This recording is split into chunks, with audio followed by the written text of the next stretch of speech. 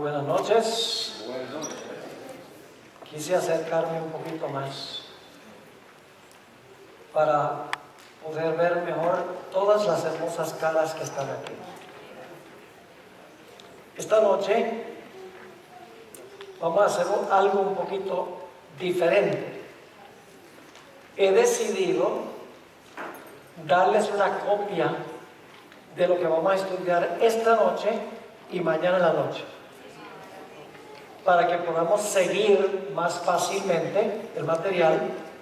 Y hay un cuadro que va con el material, un cuadrito con todo el material resumido de Apocalipsis 10.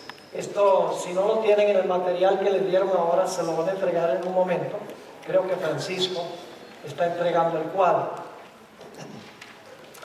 Pensé que posiblemente van a poder entender mejor. Vamos a seguir bastante de cerca el material para que estemos seguros de entender lo que estamos estudiando, porque esta profecía es un poco compleja, tiene muchos detalles, así que vamos a seguir bastante de cerca el material que ustedes están recibiendo. Quiero aprovechar la oportunidad también, mientras están repartiendo las hojas, para anunciarles que al concluir la reunión esta noche y también el sábado en la tarde, después de la puesta del sol, va a haber materiales disponibles. Hay una mesa en la entrada de la iglesia donde hay series en DVD y hay sílabos, es decir, hay material escrito, y hay algunos libros que he traído que son muy valiosos para el estudio no solo de las profecías, sino de muchos otros conceptos bíblicos. Esos van a estar disponibles allí a la salida. Pueden pasar por la mesa y mirar qué es lo que hay. Quiero mencionarles que cuando yo viajo, los materiales se venden a un 20% de descuento y lógicamente no hay tax tampoco. Así que si quieren aprovechar esta oportunidad, el material va a estar disponible cuando termine la reunión esta noche. Mañana en la noche no, porque es viernes, pero el sábado en la tarde, después de la puesta del sol, vamos a tener el material disponible. Así que ese es el plan. Ahora vamos a tener una palabra de oración para luego entrar directamente a nuestro estudio de esta noche, que terminará, Dios mediante, mañana en la noche. Oremos.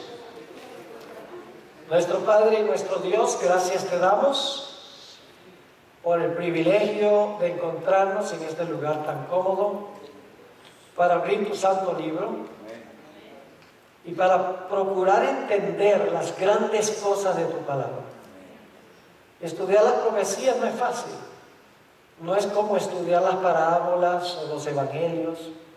Es algo más complejo, que exige disciplina, exige estudio, exige la capacidad de razonar. Te ruego, Señor, que esta noche tú nos des claridad de pensamiento, que podamos entender lo que estamos estudiando, porque es tan importante este capítulo que se encuentra en el mismo centro del libro de Apocalipsis. Tú lo pusiste allí por una razón muy especial. Ilumina nuestras mentes para que podamos entender. Gracias te damos por la promesa de tu compañía y porque responderás esta oración, porque te lo imploramos en el precioso nombre de Jesús. Amén. Quiere mantener el cuadro al lado del material escrito, porque vamos a hacer referencia a los dos. Si no han recibido el material, levanten la mano. Estamos dando uno por familia, no uno por persona. No sabíamos cuántas personas iban a venir. Así que va a ser uno por familia, uno por pareja, si son esposos, para que puedan seguir el estudio de esta noche. El título del material es el origen, la identidad, la misión, el mensaje y el destino del remanente. Vamos a cubrir todo ese material. Ahora, tal vez vamos a esperar un momento hasta que se termine de repartir Y entonces entramos de lleno ya a nuestro estudio. Esto le va a facilitar mucho. Ahora, ¿cuántos estuvieron aquí anoche? Levanten la mano los que estuvieron aquí anoche y están repitiendo. Gloria a Dios, la mayoría. Vamos a hacer un repasito porque vamos a continuar esta noche, en realidad el tema de anoche. ¿De qué hablamos anoche? De Daniel. ¿Cuántos libros tiene Daniel? Tiene 2 libros. ¿Cuál es el primer libro? Del 1 al 7. ¿Cuál es el segundo? Del 8 al 12. ¿Qué razón tenemos para creer que son 2 libros? Los diferentes idiomas que fueron. Los diferentes idiomas, muy bien. 2 al 7 en arameo, del 8 al 12 en hebreo. ¿Qué más? ¿Qué otra razón? Ok, uno está abierto, el otro está cerrado. Recuerden que la hermana White dice que el librito es la porción o la parte de Daniel que tiene que ver con los últimos días, con el juicio. Vimos también en nuestro estudio interno del libro que todos los capítulos del 8 al 12 tienen el mismo tema central. El 8 da toda la secuencia, empezando con Medo-Persia, Grecia, el primer rey de Grecia, los 4 reinos, luego Roma pagana, luego Roma papal, y entonces luego se menciona el comienzo del juicio al final de los 2300 días, y Dios no puede completar la explicación. Solamente nos lleva hasta 1844, porque Daniel, ¿qué? Se enfermó, y Dios no pudo completar la explicación. Pero luego vemos que en el 2300 días no dice cuándo comienza en el capítulo 8, ¿verdad que no? ¿Dónde conseguimos el punto de comienzo? En el capítulo 9, las 70 semanas son la primera parte de los 2300 días. Así que pregunto, ¿el capítulo 9 está relacionado con el 8? Sí, nos da la fecha de comienzo de los 2300 días. ¿Qué tenemos en el capítulo 10? También el tema es los 2300 días. ¿Qué tiene que pasar para que los 2300 días comiencen a cumplirse? Los reyes de Persia tienen que dar ¿qué? Ciertos decretos para que el pueblo regrese del cautiverio, para que reconstruyan los muros y la ciudad y restablezcan su religión. ¿Y quién no quería que los reyes dieran los decretos? En realidad Satanás no quería. Se le llama el príncipe de Persia en el capítulo 10. Estaba luchando con Gabriel. Ambos estaban luchando con las mentes de los reyes de Persia. Gabriel diciendo, den los decretos, y Satanás diciendo, no los den. Y Gabriel como que no pudo con los reyes, porque tuvo que venir Miguel, que es Cristo, para ayudar a Gabriel, y los reyes dieron los decretos para que pudieran comenzar los 2300 días y las 70 semanas. ¿Me están entendiendo? Luego, en el capítulo 11, Dios le dice a Daniel, mira Daniel, yo no completé la explicación en el capítulo 8. El capítulo 8 no se menciona el reino eterno, solamente nos lleva hasta 1844. 2300 días, el santuario será purificado. Pero todos los otros, Daniel 2 y Daniel 7, terminan con el reino eterno. Así que Dios en el capítulo 11 ahora le dice a Daniel, ahora voy a comenzar a donde comencé en el capítulo 8. Vamos a empezar con Persia, luego vamos a continuar con Grecia, luego vamos a continuar con el primer rey de Grecia, vamos a continuar con las 4 divisiones de Grecia, luego vamos a continuar con el poder que quebrantó al príncipe del pacto, Roma pagana, luego vamos a continuar con el poder que quitó el continuo, que pisoteó el santuario y que puso la abominación asoladora. Pero Dios dice, ahora te voy a llevar más allá, te voy a llevar a la crisis final. Cuando el rey del norte quiere acabar con el pueblo de Dios, el rey del norte es el mismo cuerpo pequeño cuando se le sana la herida. Y Dios dice, ahora te voy a hablar de la crisis final y te voy a llevar al final ya de lo que no te expliqué en Daniel 8. Te voy a llevar ahora a entender la crisis final y el momento cuando se levanta Miguel. ¿Qué significa que se levanta Miguel? Lo estudiamos anoche. ¿Qué significa? Que Cristo va a comenzar ¿a qué? A reinar. ¿A dónde se le da el reino? En el cielo. ¿Están entendiendo lo que estoy diciendo? Dios da un veredicto en el cielo de que el reino es de Jesús. ¿Por qué se puede dar ese veredicto en el cielo? Porque el reino de Cristo está completo. ¿Cuándo se determinó quiénes pertenecían al reino? En el juicio. Y cuando se termine de examinar el último caso, el reino de Cristo, que ya se ha revelado quién son los súbditos de su reino. Así que eso ahora se puede parar y puede comenzar a reinar. ¿Están conmigo? Es decir, Daniel 12:1 nos lleva al fin del juicio que comenzó en 1844. Y luego dice que va a haber un tiempo de angustia terrible después que se levanta Miguel, cuando se cierra la puerta de la gracia, cuando termina el juicio. Y entonces, después del tiempo de angustia, dice que el pueblo de Dios va a brillar como las estrellas a perpetua eternidad. Ahí está el reino eterno. ¿Quedó claro? Entonces, ¿cuál es el tema central de Daniel 8 al 12? Los 2300 días y el juicio. Todos los capítulos tienen la misma hilación, el mismo tema central. Capítulo 9 nos da la fecha de comienzo. Capítulo 10, la lucha para que las 2300 días comiencen cuando deben comenzar. Capítulo 11 empieza con Persia y luego continúa y nos lleva al tiempo cuando termina el juicio que comenzó en 1844. Es decir, el librito es la porción de Daniel que tiene que ver con los 2300 días y el juicio investigador. ¿Quedó claro? Eso, un repaso a vuelo de pájaro. Ahora vamos a ir al material. Lo voy a seguir así como está escrito, porque yo creo que lo van a poder seguir mejor así. No existe, hermanos y hermanas, un pasaje en la Escritura que describa mejor el origen, la identidad, el mensaje, la misión y el destino de la Iglesia Adventista del Séptimo Día que Apocalipsis 10. Es un capítulo crucial y casi nunca se estudia. Casi nunca. Ahora, hay tres preguntas filosóficas que son también de importancia cuando hablamos de la Iglesia Adventista. ¿Saben cuáles son las tres preguntas, las tres grandes preguntas filosóficas? ¿De dónde vengo? ¿Por qué estoy aquí? ¿Y para dónde voy?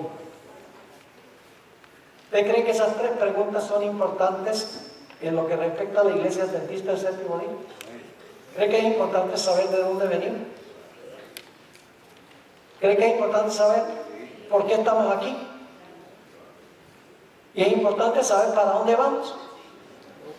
Si no sabemos eso, vamos a pensar que somos como cualquier iglesia. La Iglesia Adventista no es como cualquier iglesia. No es una iglesia del montón. Es la iglesia remanente del Señor, que se levantó exactamente cuando la profecía dijo que se iba a levantar.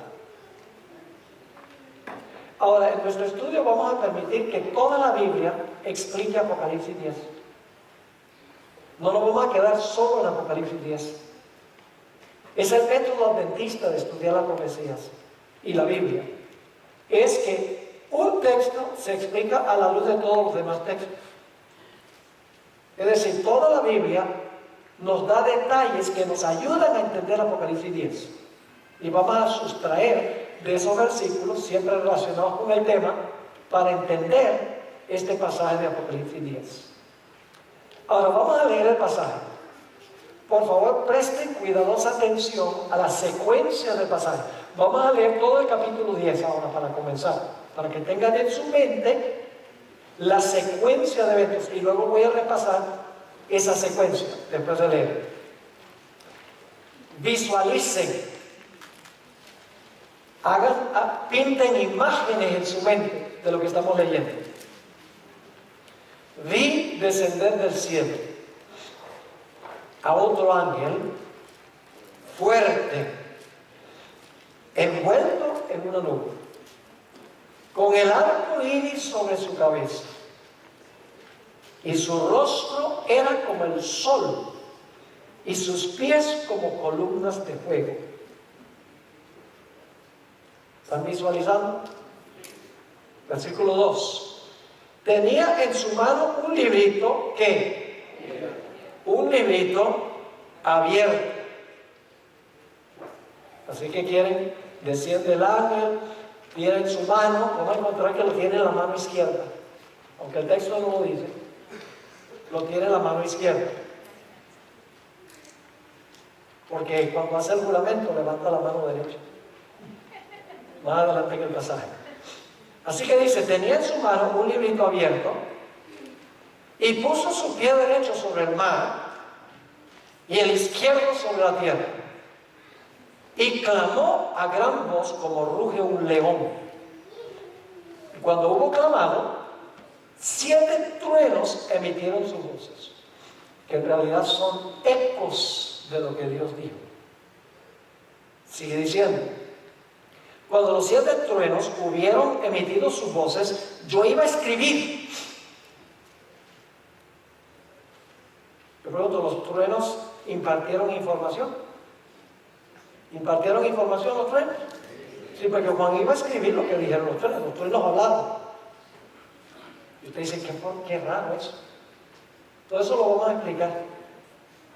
Así que dice, cuando los 7 truenos hubieron emitido sus voces, yo iba a escribir, pero oí una voz del cielo que me decía, sellas las cosas que los 7 truenos han dicho y no las escribas. Y el ángel que vi en pie sobre el mar y sobre la tierra, levantó su mano al cielo. Uno siempre levanta la mano derecha cuando va a jurar. Y juró, por el que vive por los siglos de los siglos, que creó el cielo y las cosas que están en él, y la tierra y las cosas que están en ella, y el mar y las cosas que están en él, que el tiempo no sería más. En un momento vamos a repasar la secuencia de todos los detalles. Sino que los días de la voz del 7º ángel, porque esto está sucediendo bajo la 6ª trompeta, esta descripción es la 6ª trompeta. Pero dice aquí, en los días de la voz del 7º ángel, cuando él comience a tocar la trompeta, en realidad el griego dice cuando esté a punto de comenzar a tocar la 7ª trompeta, el misterio de Dios se consumará, es decir, terminará el misterio de Dios, como Él lo anunció a sus siervos los profetas. Versículo 8, nuestra lectura bíblica. La voz que oí del cielo habló otra vez conmigo y digo, ve y toma el librito que está abierto, ¿verdad? Que está abierto en la mano del ángel, que está en pie sobre el mar y sobre la tierra, y fui al ángel diciéndole que me diese el librito. Y él me dijo, toma y cómelo. ¿Cuántas personas se han comido un libro alguna vez? Este pasaje es rico en simbolismo. Y hay que descifrar los símbolos para entender lo que está enseñando. Así que dice, él me dijo, toma y cómelo, y te amargará el vientre, pero en tu boca será dulce como la miel. Entonces tomé el librito de la mano del ángel y lo comí, y era dulce en mi boca como la miel, pero cuando lo hube comido, amargó mi vientre. Es decir, el librito, cuando se lo comió, ¿han tenido ustedes alguna experiencia alguna vez donde algo que están comiendo es sabroso y después les da unas agrieras? Yo creo que ustedes han tenido esa experiencia. Yo la he tenido. Versículo 11. Y él me dijo, es necesario que profetices otra vez sobre muchos pueblos, naciones, lenguas y reyes. Y luego viene el 11.1. que debe ser parte del capítulo 10.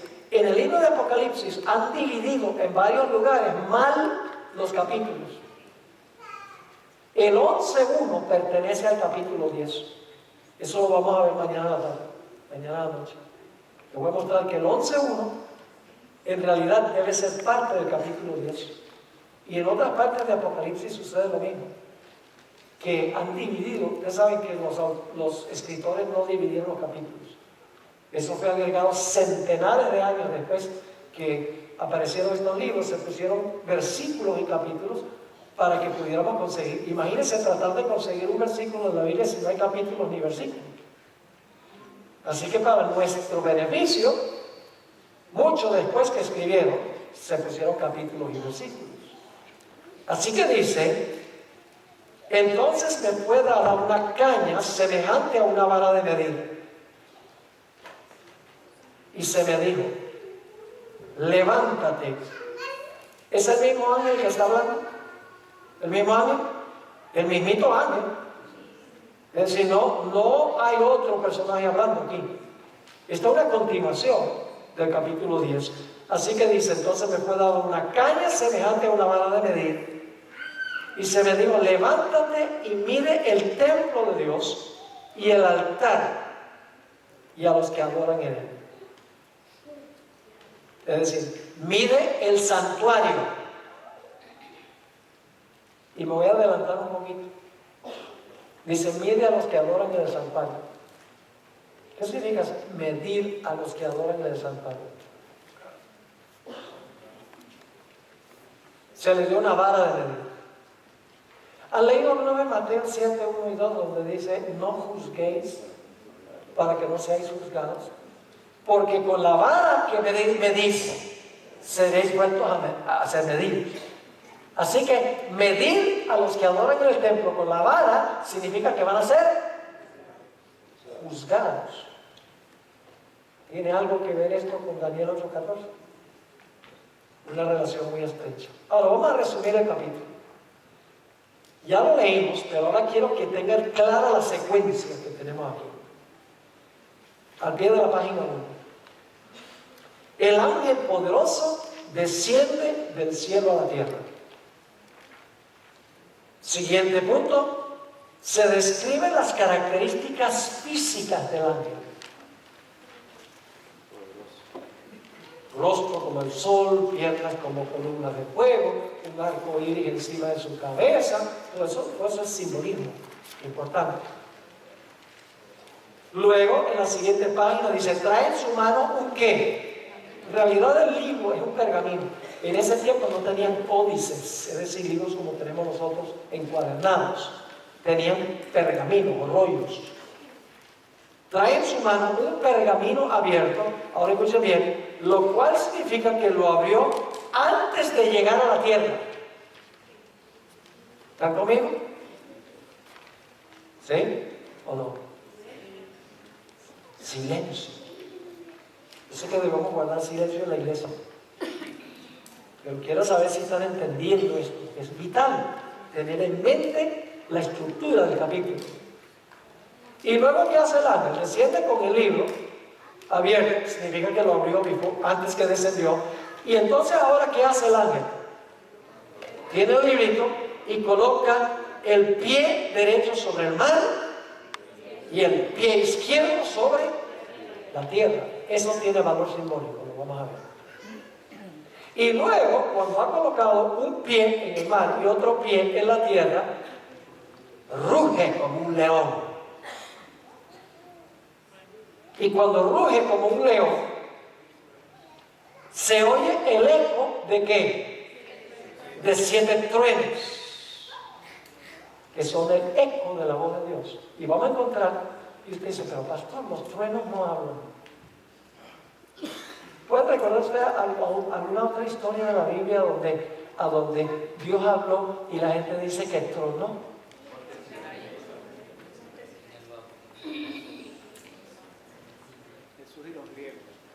Cuando vinieron los griegos, en Juan 12, dice, ahora escuchen bien, con cuidado, porque ese texto, hay que usar otros textos para explicar esto.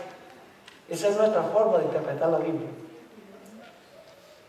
Y como si los truenos no hablan, pastor. No, porque Dios habla y los truenos son el eco de su voz. Y el eco imparte un mensaje. Dice que algunos que estaban presentes ahí en Juan 12, dice que tronó, otros dicen no, le habló un ángel. ¿Alguna relación con Apocalipsis 10? Sí, porque ¿quién le estaba hablando a Juan? Un ángel. Y vamos a ver en un momento quién era ese ángel que estaba hablando con él. Ahora escuchen, ruge como un león, causa un eco que repica en 7 truenos que imparten un mensaje. Y luego, el ángel que hace, levanta la mano, no dice que es la derecha, no sabemos que es la. Dicho sea de paso, en Daniel 12, si ustedes leen Daniel 12, hay un ángel que también hace un juramento. Y dice que levanta las 2 manos al cielo y hace el juramento. En Daniel. Ese es cuando el librito fue sellado. ¿Por qué razón en Daniel 12 levanta las 2 manos al cielo, mientras que el Apocalipsis 10 levanta uno solo? Una sola mano. Porque en Daniel 12 no tenía todavía el libro abierto, porque el libro estaba sellado. ¿Está siguiendo? Ahora, sigamos. Así que levanta la mano derecha al cielo y hace un juramento en el nombre del Dios que creador. Atrae la atención al creador. Eso es vital. ¿Puede pensar en otro mensaje en Apocalipsis que trae la atención al creador? El mensaje del primer ángel. Sigue diciendo. Luego, que jura, ¿qué hace el ángel? El ángel le entrega el librito a Juan y le ordena que se lo coma. Y cuando Juan se lo come, ¿es qué? Dulce en la boca. ¿Qué significa comerse el huevo? Eso lo vamos a interpretar. Todo esto es simbólico. Dulce en la boca, pero luego le causa agrieras cuando llega al vientre. Y luego al ángel poderoso le ordena a Juan que haga qué cosa. Le dice a Juan que profetice de nuevo. Yo pregunto, ¿puede usted hacer algo de nuevo si no lo hizo por lo menos una vez? No. Debe ser que un mensaje salió del librito por lo menos una vez antes. Y a Juan le dice, tiene que sacar otro mensaje desde el librito. Así que se le dice que profetiza de nuevo, y entonces el ángel poderoso le ordena que mida el templo y los que adoran en el templo. Y luego, y esto usted dice está fuera de orden, pastor, porque está el versículo 7 y lo que leyó antes es el versículo 8 al 11. Pero en realidad vamos a encontrar que Apocalipsis 17 es un paréntesis en el argumento. Apocalipsis 17 ocurre después que Juan se come el librito y es dulce y amargo, aunque en el texto aparece antes. Eso va a quedar claro en el transcurso del tiempo.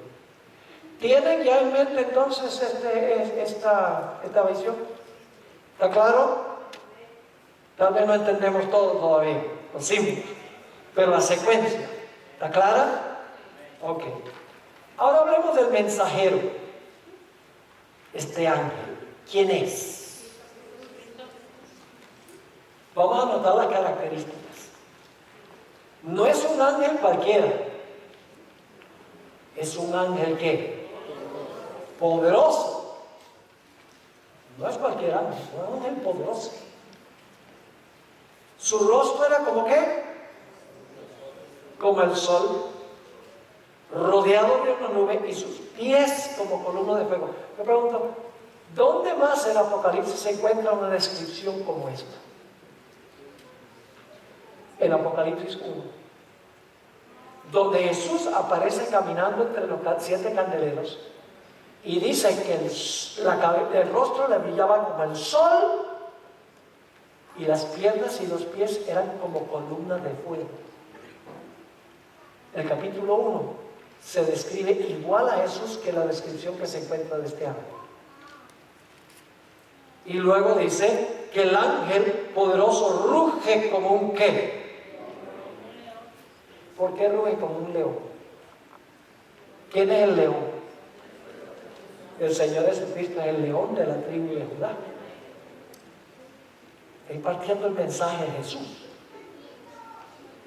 Tiene el arco iris sobre su cabeza. Yo pregunto, entonces, ¿la puerta de la gracia está abierta cuando Juan ve esta visión? Sí, porque ¿qué representa el arco iris? Vamos a leer esta cita del libro de Educación 102 y 103. Así como el arco en las nubes es el resultado de la unión de la luz del sol y la lluvia.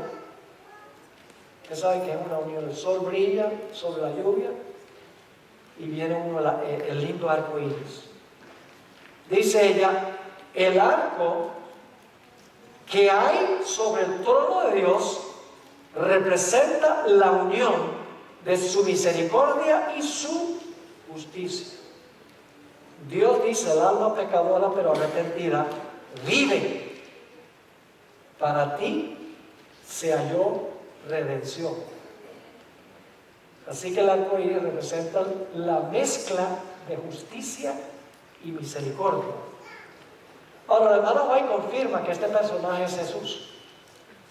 En 2 citas que ustedes tienen aquí, lamentablemente no tenía el comentario bíblico adventista en español, así que puse la referencia en inglés. Pero ustedes pueden conseguirlo en el tomo 7A, pueden ir a Apocalipsis 10 y ahí van a encontrar la paginación en español. Pero dice allí, el ángel poderoso que instruyó a Juan no es ni más ni menos que Jesucristo. Creo que eso está bastante claro. En otra cita, dice ella, la instrucción que se le dio a Juan era tan importante que Cristo mismo vino del cielo para dárselo y para decirle que lo enviara a las 7 iglesias. Entonces, ¿quién es el mensajero de Apocalipsis 10? Cristo Jesús. Y alguno dice, pero entonces, pastor, Jesús es un ángel. Jesús es Miguel, el arcángel. En el Antiguo Testamento se le llama el ángel de Jehová. La palabra ángel significa mensajero. Muchas veces a Jesús se le presenta en la Biblia como el mensajero del Padre, el mensajero de Dios. Le trae el mensaje de Dios al mundo. Así que no piensen que Jesús es un ser creado, que es como uno de los ángeles creados, como creen los testigos de Jehová. No. Jesús es Dios. 100% Dios. Pero es enviado por el Padre para cumplir esta misión. Ahora, identifiquemos el librito. ¿Les parece importante identificar? Ya identificamos al ángel. ¿Les quedó claro quién es el ángel? Ahora vamos a identificar el librito que trae el ángel abierto en la mano. En la Biblia solo hay un libro que fue sellado hasta cierto punto. Lo estudiamos anoche. Daniel 12:4, vamos a leerlo de nuevo. Pero tú, Daniel, cierra las palabras y sella el libro para siempre, hasta el tiempo del fin. Yo pregunto entonces, ¿el librito se iba a abrir en algún momento? Sí. ¿Qué es el librito? ¿Qué tiene el librito? ¿Qué es el librito? Ya lo estudiamos anoche. ¿Qué contiene el librito? ¿Qué parte de Daniel? Daniel 8 al 12. ¿Cuál es el tema central de Daniel 8 al 12?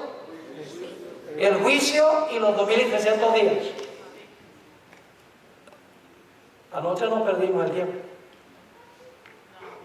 Un tema difícil de presentar, especialmente como casi no estudiamos estas profecías. Es un poco frustrante porque yo pienso a veces la gente no está entendiendo esto porque no estamos versados.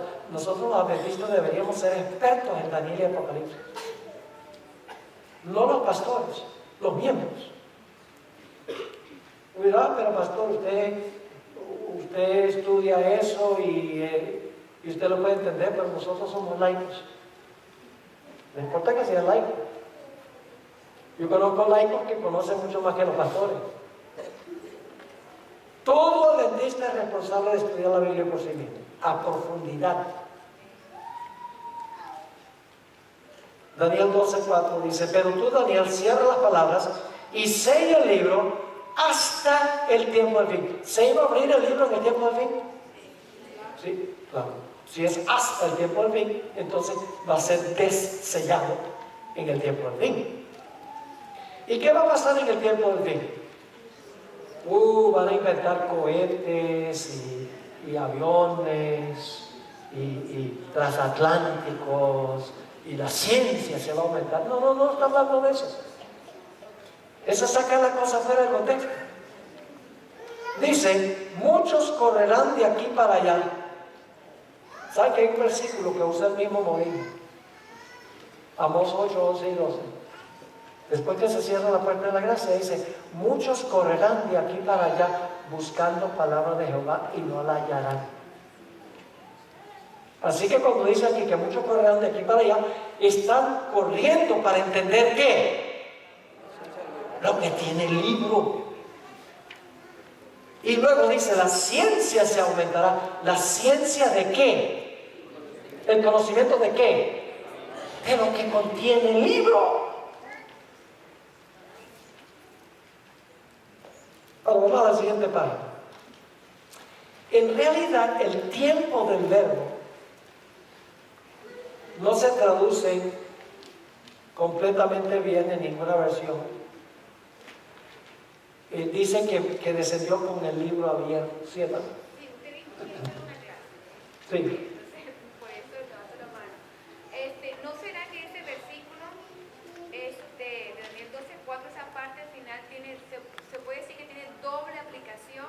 No, porque por años sí, hemos mal entonces interpretado ese versículo. correcto. Y la hermana May nunca lo usa como lo usamos, Cuando digo por años, hoy en día. son años de la iglesia adventista. Exacto. Pero la tradición de años no convierte el error en verdad. Es correcto. Porque por años también hemos dicho que los 24 ancianos son los que resucitaron con Jesús. Y cuando eso se estudia detenidamente, eso no tiene base bíblica. Entonces no podemos decir, bueno, porque eso siempre se ha enseñado. Entonces somos como la iglesia católica, que no, eso siempre se ha enseñado. Tenemos que estudiar por nosotros mismos. Ahora, en realidad, el tiempo del verbo no se traduce tan bien, porque en realidad dice, en la traducción dice que descendió con un libro abierto. Pero en el idioma griego, este verbo abierto es un participio en tiempo perfecto y voz pasiva. Entonces, bueno, ¿y qué es eso? Se le olvidó lo que estudiaron en primaria y en secundaria. ¿Van a permitir que un gringo les enseñe español? No puede ser. Yo cursé toda mi educación primaria en Caracas, Venezuela. Así que aprendí muy bien el idioma español. No solamente a hablarlo, sino a leerlo, a escribirlo. Ahora, ¿qué significa el tiempo perfecto? Tiempo perfecto es una acción que comenzó en el pasado que continúa en el presente. Por ejemplo, si yo digo, yo he sido pastor por 40 años. Significa que hace 40 años llegué a ser pastor Y hoy en día sigo siendo. Desde tiempo perfecto. Yo he sido pastor. El tiempo del verbo aquí dice, el libro que hubo sido abierto. O el libro que ha sido abierto. Es decir, se abrió antes que el ángel descendió del cielo. Y cuando desciende, el libro todavía está ¿qué? Abierto. Es decir, el punto clave es que el verbo indica que en algún momento, antes que el ángel descendiera, el libro se abrió, para luego descender y continuar la acción de tener el libro abierto. Ahora, el segundo párrafo de la página 3, como estudiamos en nuestro primer tema, el librito que contenía, no olviden esto, vital, contenía el mensaje profético de Daniel 8 al 12, especialmente la porción que tiene que ver con ¿qué? Con el juicio y los 2300 días, que los 2300 días iban a llegar al inicio del juicio. Es decir, el librito fue abierto cuando se proclamó ¿qué cosa? El mensaje del primer ángel. ¿Por qué? ¿Qué dice el mensaje del primer ángel? Para toda nación, tribu, lengua y pueblo, dice, diciendo en alta voz, temed a Dios y dale gloria, porque la hora de su juicio ha llegado. ¿Saben ustedes cuándo se empezó a proclamar que el juicio estaba muy cerca? Alrededor del año 1798. Eso fue cuando el librito fue abierto, para que lo pudieran estudiar. Daniel 8 al 12. Empezaron a estudiar Daniel 8 al 12. El más famoso fue Guillermo Milo, que en 1818 ya estaba abriendo las profecías para estudiarlas y descubrió Daniel 8:14. Otros individuos, como José Wolf,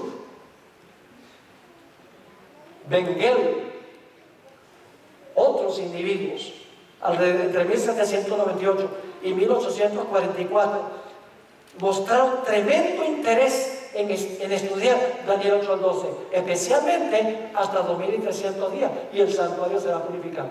Tremendo interés manifestaron entre 1798 y 1844. Significa que el librito se abrió en 1798, cuando comienza el tiempo del fin. En un momento les voy a leer una cita de la hermana May Clara sobre esto.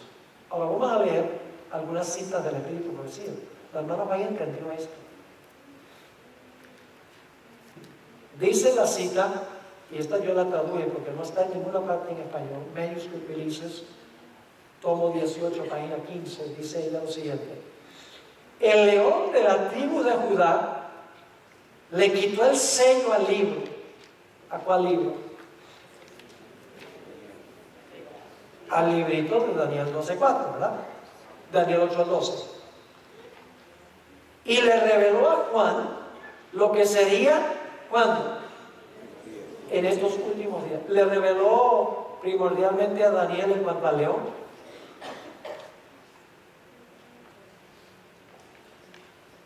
En cuanto a Babilonia, Medo-Persia, Grecia, esos no son los últimos días.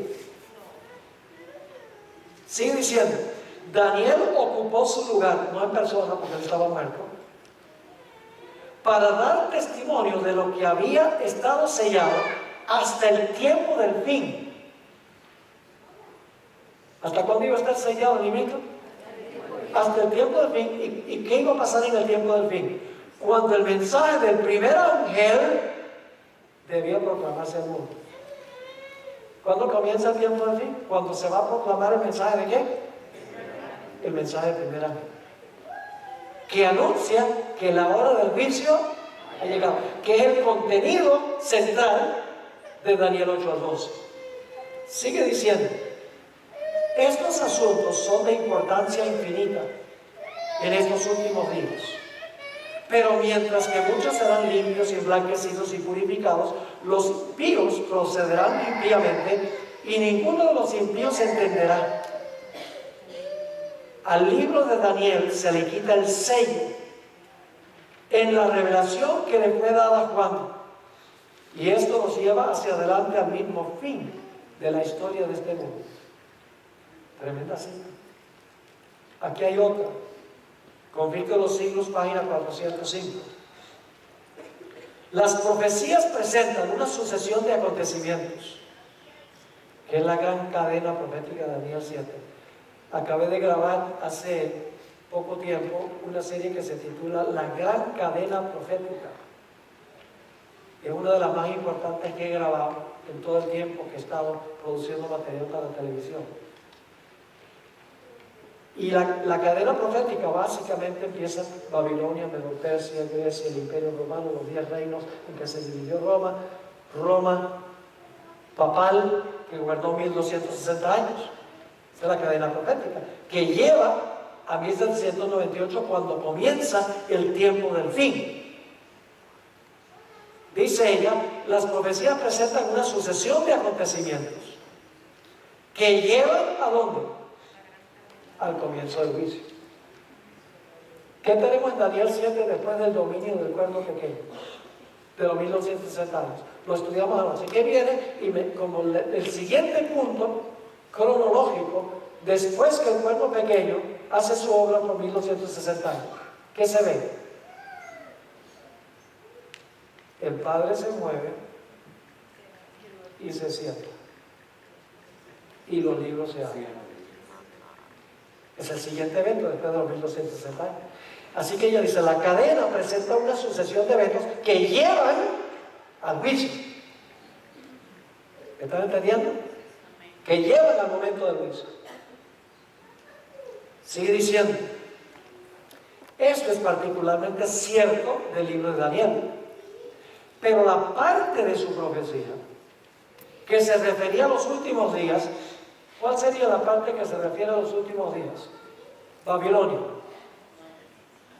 Medo-Persia, Grecia, el Imperio Romano, el Imperio Romano dividido, los 1260 años. No, ¿qué sería? El juicio.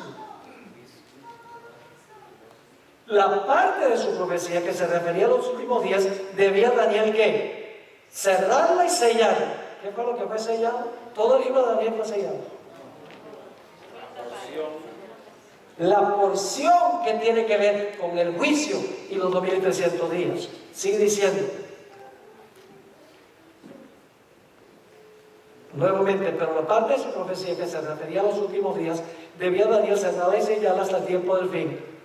Un mensaje relativo al juicio, basado en el cumplimiento de estas profecías, no podía ser proclamado antes de que llegásemos a ese tiempo.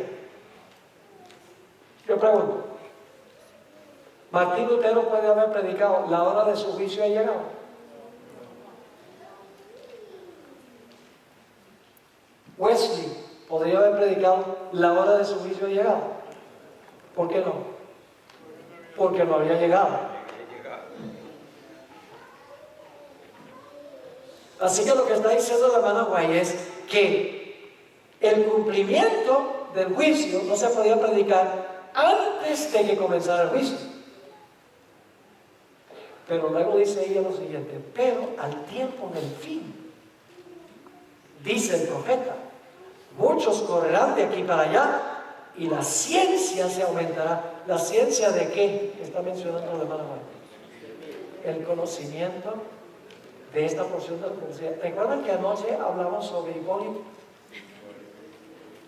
El que vivió en el tercer siglo, hace 1700 años. ¿Entendió Hipólito Daniel 7? Casi todo. ¿Qué fue lo que no entendió? Él dijo, el juicio cuando Cristo venga a juzgar el mundo a la tierra. No entendió que el juicio iba a ser ¿dónde? En el cielo, antes de la segunda venida. Y entonces esa escena en Daniel 7 es la introducción del capítulo 8 al 12. Ahora noten esta siguiente cita. las palabras del ángel, deseaba toda la gente 201, las palabras del ángel a Daniel acerca de los últimos días serán comprendidas en el tiempo del fin. En ese tiempo, muchos correrán de aquí para allá y la ciencia se aumentará.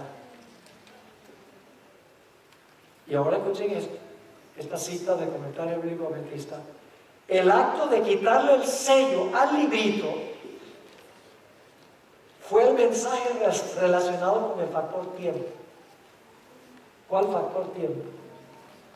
¿De qué tiempo está, de qué profecía de tiempo está hablando la hermana White? De los 2300 días. El quitarle el sello significa que ahora se va a estudiar qué profecía. La que tiene que ver con el tiempo, la profecía de los 2300 días y el juicio. Ahora preguntémonos cuándo fue abierto el librito. Ya sabemos que fue en el tiempo del fin. ¿Fue abierto en el tiempo de Babilonia? ¿De Medo-Persia? ¿De Grecia? ¿De Roma pagana? ¿Roma pagana dividida? ¿Durante los 1260 años? No fue abierto durante ese tiempo. Fue abierto después que el papado gobernó. Porque después de los 1260 años es que se describe el juicio en Daniel 7. Es decir, el juicio comienza cuando el papado termina los 1260 años. ¿Y qué fecha fue eso? 1798. Entonces yo pregunto, ¿cuándo comenzó? ¿Cuándo fue abierto el librito? Donde se empezaron a estudiar esta profecía. Particularmente estaban interesados en los 2300 días. 1798. El mensaje del primer ángel. Fíjense esta cita de la hermana White. Conflicto de los siglos 356. Dice: semejante mensaje, el mensaje del primer ángel, que dice la hora de su juicio ha llegado, semejante mensaje no se predicó en los siglos pasados. San Pablo, como lo hemos visto, no lo predicó. Predijo a sus hermanos la venida de Cristo para un porvenir muy lejano. Los reformadores no lo proclamaron tampoco. Martín Lutero fijó la fecha del juicio para cerca de 300 años después de su época. Pero desde 1798, aquí tenemos la fecha. Desde 1798, el libro de Daniel ha sido desellado. ¿Cuándo es que se le quitó el sello al libro de Daniel? Cuando el papado terminó su dominio. Y no es invento de Elena White, porque en Daniel el cuerno pequeño gobierna 1260 años y luego se describe el juicio, exactamente como dice la hermana White. Sigue diciendo: pero desde 1798 el libro de Daniel ha sido desellado. Todo lo que está en corchetes son explicaciones mías para que puedan entender mejor. Ahora escuchen esto. La ciencia de las profecías ha aumentado. ¿Qué significa que la ciencia se ha aumentado? La tecnología moderna. No. ¿La ciencia de qué? La ciencia del conocimiento de las profecías, dice ella. La ciencia de las profecías ha aumentado y muchos, Lacunza, José Wolf, Gaussen, Guillermo Miller, Oseas Leach, Charles Fitch, todos esos vivieron en esa época entre 1798 y 1844. Y dice: ellos han proclamado el solemne mensaje del juicio que cercano, porque todavía no había llegado. Hoy están predicando desde 1798 a 1844. ¿Vamos bien? ¿Sí? Por lo menos para 2 o 3, sí. ¿Les ayuda a tener el material aquí? Ayuda muchísimo. Ustedes lo pueden llevar a la casa y pueden repasarlo. Ahora, la extensión global del mensaje. El ángel que tiene el libro presenta un mensaje de extensión global a toda nación, tribu, lengua y pueblo. Va el mensaje del juicio. Aún hoy en día usamos la expresión por tierra y mar para significar ¿qué? Todo lugar. Este mensaje, ahora escuchen, este mensaje se describe en forma simbólica al principio del capítulo, con el ángel poniendo el pie derecho sobre el mar y el pie izquierdo sobre la tierra. Se presenta simbólicamente de que él está proclamando el mensaje a todas partes. Pero al final de esta visión se presenta ya no en forma simbólica sino en forma literal, porque se dice: es necesario que profetices a quienes, a muchos pueblos, naciones, lenguas y reinos, es decir, a todo el mundo. Ahora, el Ellen G. White confirmó la naturaleza global de este mensaje. En el manuscrito 59 de 1900 se escribió: la posición del ángel que tenía un pie sobre el mar y otro sobre la tierra se refiere a la extensión global del mensaje. Este ha de cruzar el amplio mar y se proclamará en otros países, es decir, a todo el mundo. Yo pregunto, ¿la iglesia adventista es una iglesia mundial? Eso es lo que voy a decir. Dios dirigió el establecimiento de la estructura de la iglesia adventista del séptimo día. No estoy hablando ahora de la teoría. Dios dirigió en la teología de la iglesia adventista, pero Dios también bendijo el establecimiento de la estructura de la iglesia. Divisiones, uniones, asociaciones, iglesias locales, porque eso ha facilitado la predicación del evangelio, de este mensaje, a todo el mundo. La estructura ha permitido que estemos en todas partes. Claro que si la estructura no está haciendo esto, entonces tenemos un problema serio. Y ese es el problema que estamos afrontando ahora. Es que posiblemente la estructura ha perdido de vista este cometido. Ahora, no me entiendan mal. Algunos dicen: entonces el pastor Paul está hablando mal de la iglesia. Yo no estoy hablando mal de la iglesia, estoy hablando realidad. No significa que la iglesia adventista es Babilonia. Muchos dirán: es Babilonia. No. No significa que la iglesia adventista es apóstata, pero tiene mucha apostasía. No es apóstata, pero tiene muchas ideas que se han invitado a la iglesia que son apóstatas. Y si dicen que no, es porque han estado en un coma los últimos años. Seriamente. Y debemos luchar por la iglesia. Debemos hablar. Y debemos defender el mensaje de la iglesia. Dentro de la iglesia, no fuera. Porque hay algunos que se salen y atacan. No, lo que hay que hacer es desde adentro procurar que la iglesia regrese a donde Dios quiere que esté. Otra cita de la hermana White, mensaje selecto, tomo 2, página 123. El mensaje de Apocalipsis 14, que proclama que la hora del juicio ha llegado, es dado en el tiempo del fin. Y al ángel de Apocalipsis 10 se lo representa con un pie en el mar y otro sobre la tierra, para demostrar que el mensaje se llevará a países distantes, se cruzará el océano y las islas del mar escucharán la proclamación del último mensaje de amonestación dado a nuestro mundo.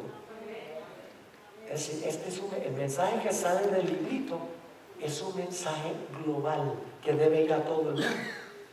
Ahora, hay otro punto, noten el siguiente párrafo. La expresión tierra y mar también podría significar que el mensaje se predica en el viejo mundo y en el nuevo mundo. ¿Qué es el viejo mundo? Europa. Se representa por el papado, que es una bestia que se levanta del mar. El nuevo mundo se representa por una bestia que se levanta de la tierra.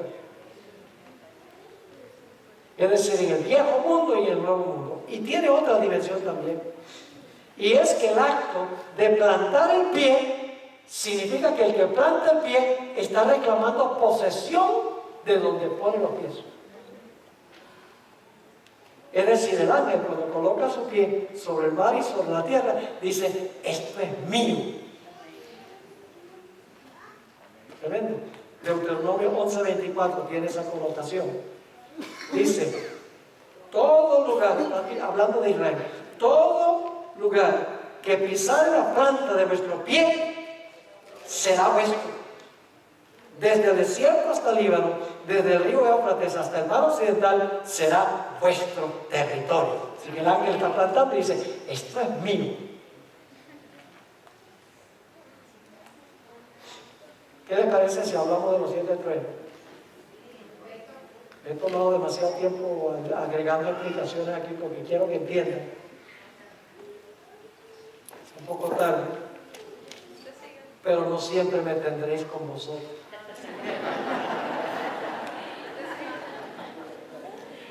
Hablemos de los 7 truenos. Los 7 truenos.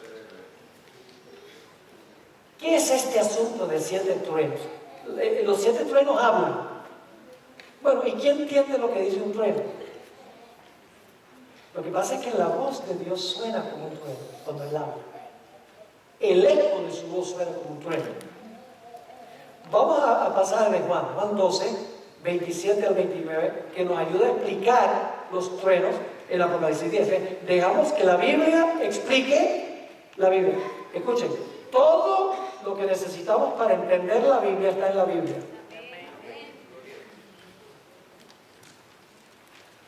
Los comentarios no son indispensables. No estoy hablando mal de los comentarios, son buenos, pero no son indispensables. Los pastores que predican no son indispensables, incluyéndome a mí. Importante sí, pero no indispensable para entender la Biblia. Porque cada persona puede estudiar la Biblia y entenderla. Definitivamente. Comparando un texto con otro. Ahora vamos a leer entonces Juan 12, 27 al 29. Jesús habla aquí, dice, ahora está turbada mi alma. ¿Y qué diré?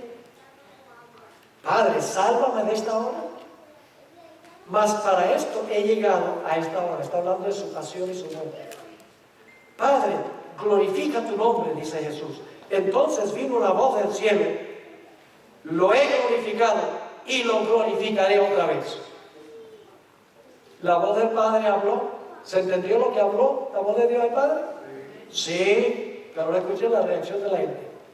Y la multitud que estaba allí y había oído la voz, decía que había sido un trueno.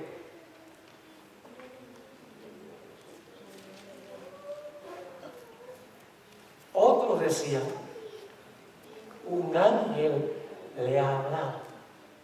Así que pronto los 7 truenos imparten un mensaje que Juan pudo entender. Definitivamente. Cuando el ángel rugió como un león, habló un mensaje que Juan entendió.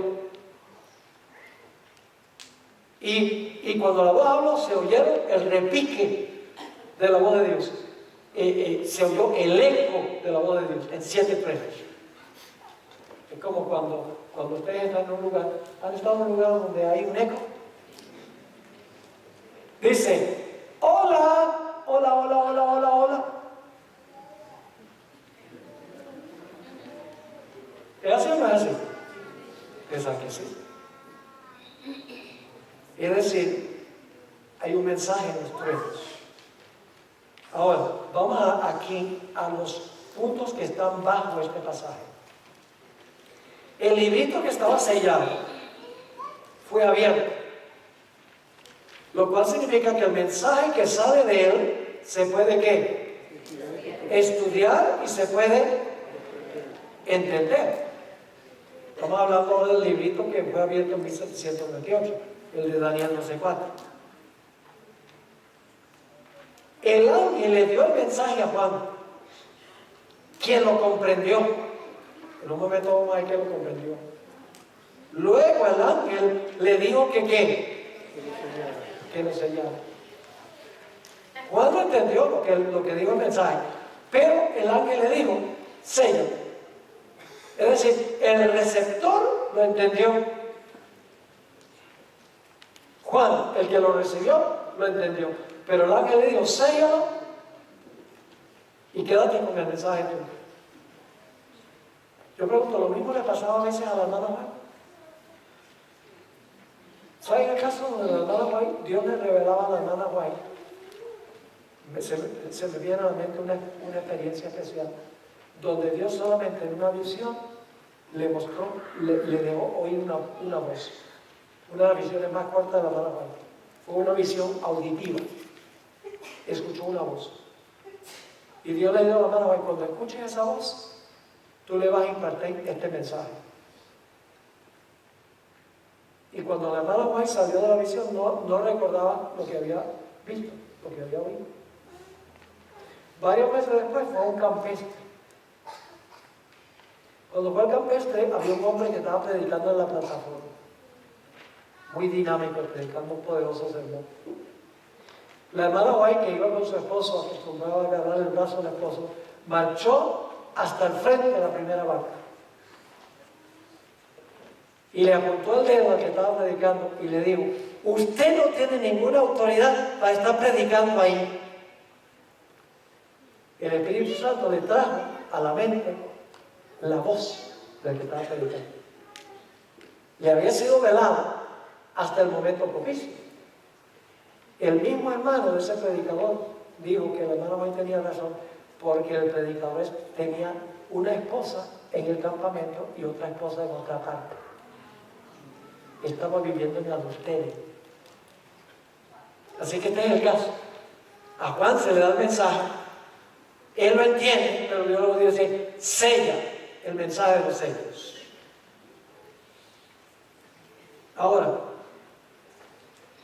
en contraste, Juan, el receptor, entendió lo que los 7 truenos hablaron, pues estaba a punto de escribir lo que oyó cuando el ángel se lo prohibió. ¿Entendió Juan el mensaje? Sí, pero dice, yo iba a escribirlo. ¿Lo entendió? Pero escuchen bien, los que recibieron el mensaje de Juan no podían comprender el mensaje de los 7 truenos, pues estaban sellados.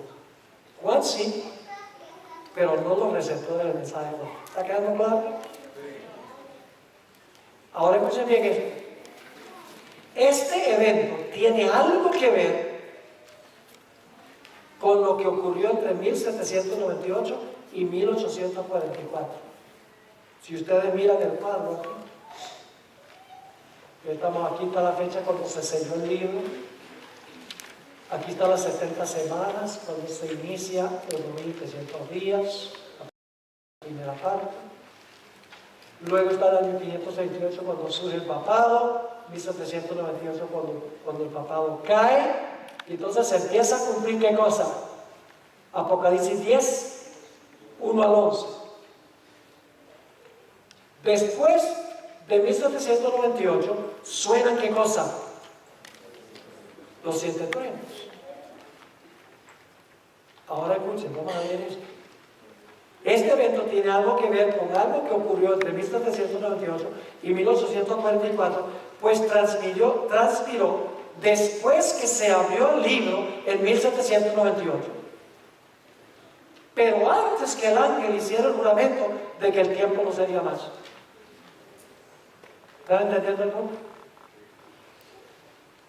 Es decir, los 7 truenos imparten su mensaje después que se abre el librito en 1798.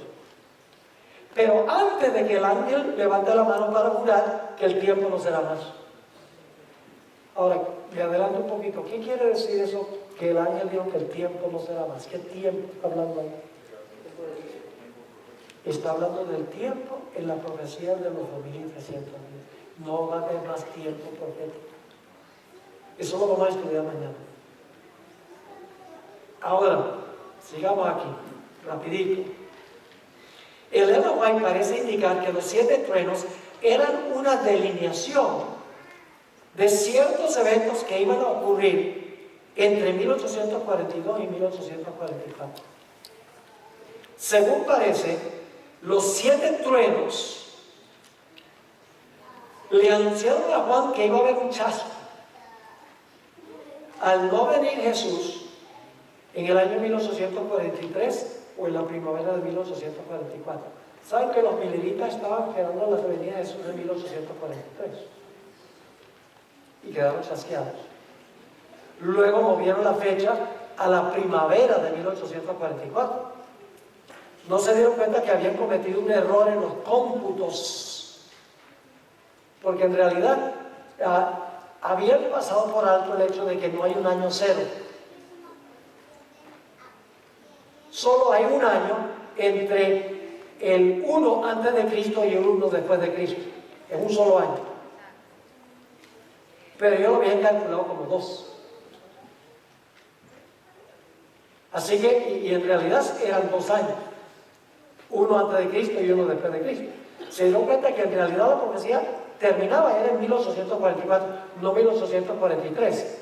Y luego en la primavera de 1844 se dieron cuenta que en realidad esta profecía no podía terminar en la primavera de 1844, porque el gran día de expiación no era en la primavera, sino que era en el otoño. Es decir, habían cometido errores en los cálculos de los tiempos proféticos, y por eso cuando Cristo no vino en 1843 quedaron chasqueados. Cuando no vino la primavera de 1844 quedaron también chasqueados. Ahora escuchen lo que escribió la hermana Juan, tomo siempre el comentario bíblico. La luz especial que le dio el ángel a Juan, que se hallaba expresada en los 7 truenos, oye bien, era una delineación de los eventos que iban a transcurrir bajo los mensajes del primero y segundo ángel. ¿Saben cuándo se predicaron los mensajes del primero y segundo ángel? Entre 1842 y 1844. Los 7 truenos tenían algo que ver con ese tiempo entre 1842 y 1844. Dice ella, no era lo mejor que la gente conociera estas cosas. Por eso los trenos, lo que dijeron los trenos fue que sellaban. No era el plan de Dios que la gente supiera que estaban equivocados en los cómputos proféticos. Y dice, pero pastor, ¿cómo es que Dios decía que era bueno que se llevara un chasco? En un momento vamos a leer 2 citas que lo explican. Así que dice, no era lo mejor que la gente conociera estas cosas, porque era necesario probar ¿qué? Su fe. Yo pregunto, ¿se unieron muchos al movimiento milerita por emoción? ¿Y otros por miedo? Uy, Dios, sí, que de pronto si Cristo viene en 1843, si yo no me convierto, me pierdo. Se unieron por miedo y otros por la emoción del momento, pero el corazón no estaba con Jesús. Por eso Dios permitió que hubiese un chasco en 1843 para causar un zarandeo, para zarandear fuera a la persona cuyo corazón no estaba en eso. Y lo mismo en la primavera de 1844. También Dios permitió que hubiera un chasco para que los que no eran se mostraran claramente. En realidad lo que los 7 truenos dijeron es que lo que iba a haber entre 1842 y 44 y que iba a haber un chasco, porque la gente no iba a entender en realidad los cómputos de los tiempos proféticos, iba a interpretar mal los tiempos proféticos. Déjenme leerles 2 citas a la mano. Ya casi vamos a terminar con el asunto de los 7 truenos. Primero Escritos, página 235. Vi a los hijos de Dios que esperaban gozosamente a su Señor. Esto es 1843. Pero Dios quería ¿qué? Probarlos. Su mano encubrió un error cometido al computar los periodos proféticos. ¿Qué pasó con los 7 truenos? ¿Fueron qué? Lo que dijeron fue ¿qué? Sellados. ¿Se podía entender si fueron sellados los 7 truenos? ¿Se podía entender el mensaje? No. Sigue diciendo, quienes esperaban a su Señor no advirtieron, o sea, no se dieron cuenta la equivocación, ni tampoco la echaron de ver los hombres más eruditos que se oponían a la determinación de la fecha. Dios quiso que su pueblo sufriera un chasco. ¡Wow! ¿Dios qué? ¿Cómo es posible eso? Pasó la fecha señalada y quienes habían esperado con gozosa expectación a su Salvador quedaron tristes y descorazonados.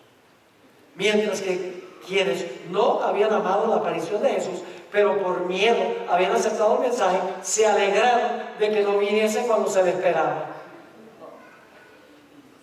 Su profesión de fe no había afectado su corazón ni purificado su conducta.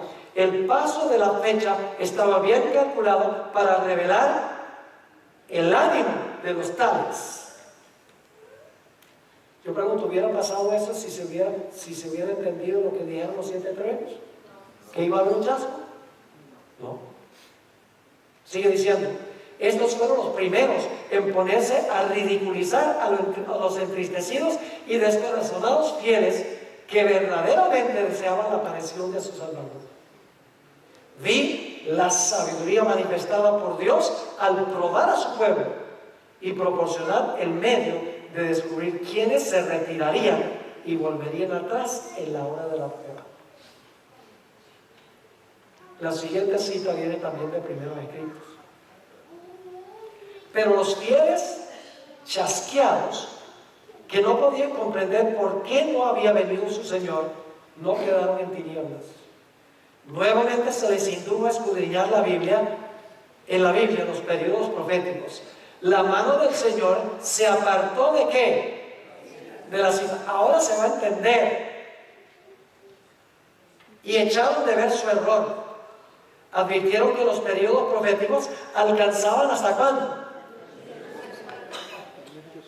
Pero está hablando aquí de la primavera, que alcanzaban hasta 1844, y que la misma prueba que habían aducido para demostrar que los periodos proféticos terminaban en 1843, demostraba que terminarían en 1844. Ahora, no voy a cubrir el siguiente párrafo. Algunos han interpretado mal una cita de la hermana White. Ustedes pueden leer eso.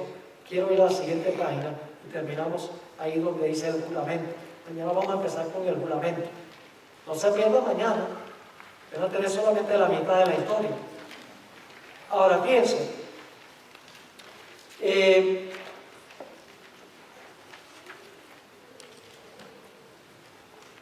En la última cita antes del juramento.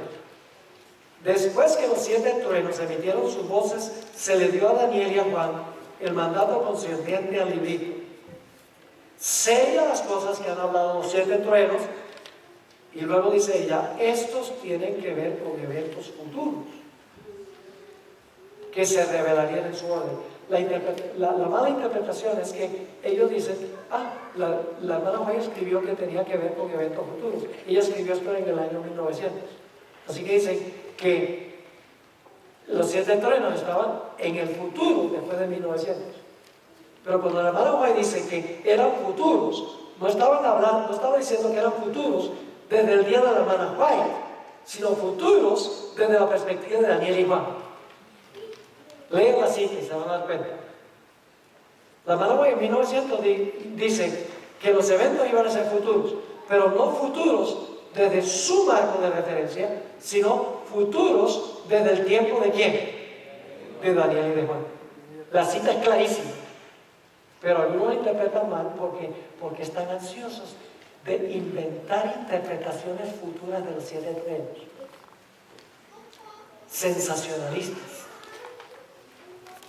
Que empiezan a poner fechas. Hay adventistas en todas partes hoy en día que están poniendo fechas para todo.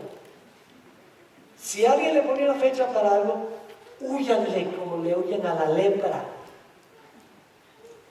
Porque vamos a ver mañana que no va a haber más profecía del tiempo. Cuando el ángel juró que el tiempo no será más, vamos a comprobar bíblicamente que está diciendo que no habrá más profecía del tiempo. Cuando se terminaron los 2300 días, terminaron las profecías que tienen que ver con tiempo. No más profecía del tiempo. Así que, hermanos y hermanas, ¿les quedó claro lo que estudiamos esta noche? Bueno, no se pierdan el próximo emocionante episodio. Mañana viene lo más interesante, lo más emocionante. Vamos a cubrir el resto del material mañana en la noche. Lleven el material, repasen, lo estudien, ¿no? Para que vengan mañana bien preparados para este estudio. Quiero ahora pedirles que por favor se queden, porque vamos a cantar el himno tema, y después del himno tema, ¿no? Vamos a orar. Ok, vamos a tener una oración. Pónganse de pie, porque han estado sentados mucho tiempo. Oremos. Padre Celestial, gracias te damos por la certeza de tu santa palabra. Gracias porque tú has delineado la experiencia de la Iglesia Adventista de comienzo a fin, sin faltar un solo detalle en el orden cronológico. Podemos, Señor, estar seguros que tú levantaste esta iglesia con un propósito muy especial, con un mensaje especial para este tiempo especial. Te pido, Señor, que nos ayudes a tener un orgullo santo de pertenecer a esta iglesia. Porque esta iglesia no es como cualquier iglesia. Es la iglesia remanente que Dios ha llamado. Pedimos que continúe bendiciendo nuestro estudio, que bendigan la sesión de mañana y la gran conclusión el día sábado. Te lo imploramos en el precioso nombre de Jesús. Amén. Quiero